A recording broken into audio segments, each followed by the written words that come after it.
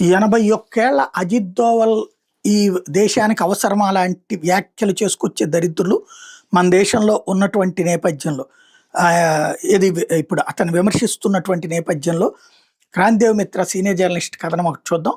ఈ Indian James bond అంటే శత్రు దేశాలకు భయం, ఆగ్రహం ఉండటంలో ఆశ్చర్యం లేదు. కానీ దురదృష్టవశాత్తు అజిత్ దోవల్ని టార్గెట్ చేసిన ట్రోలర్స్ మన దేశంలోని అంతర్గత శత్రువులు.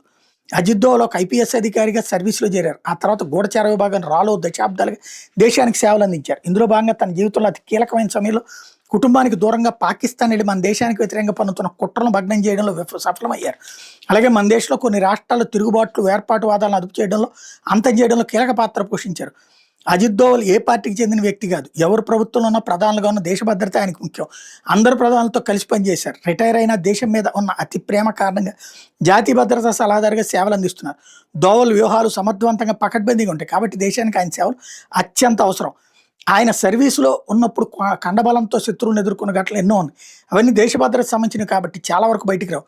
అయితే భద్రతా సలహాదారులకి శారీరక శక్తి అవసరం లేదు. పదునైన మేధస్సు, వ్యూహాత్మక ఆలోచనలు ఉంటే చాలు. అజిత్ దోవల్ గారికి ఇప్పుడు 81 ఏళ్ళు. ఈ వయసులో కూడా అవిశ్రాంతంగా పనిచేస్తున్నారు. ఇటీవల ఆయన ఒక కార్యక్రమంలో మెట్లెక్కేందుకు కాస్త ఇబ్బంది పడ్డారు. కొందరు పనికిమాలిన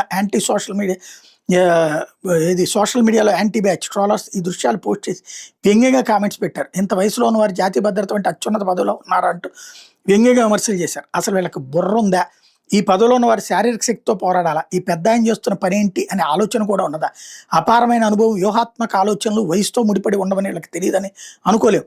అసలు ఈ ట్రోలర్స్ ఎవరాన్ని ఆరాధిస్తే వీళ్ళ ఇతర పోస్టులు కూడా తేడా కనిపించాయి. ఇలాంటి యాంటీ నేషనల్ మైండ్ సెట్ ఉన్న వాళ్ళ వెనక ఎవరున్నారనేది కూడా స్పష్టంగా అర్థమైపోతుంది.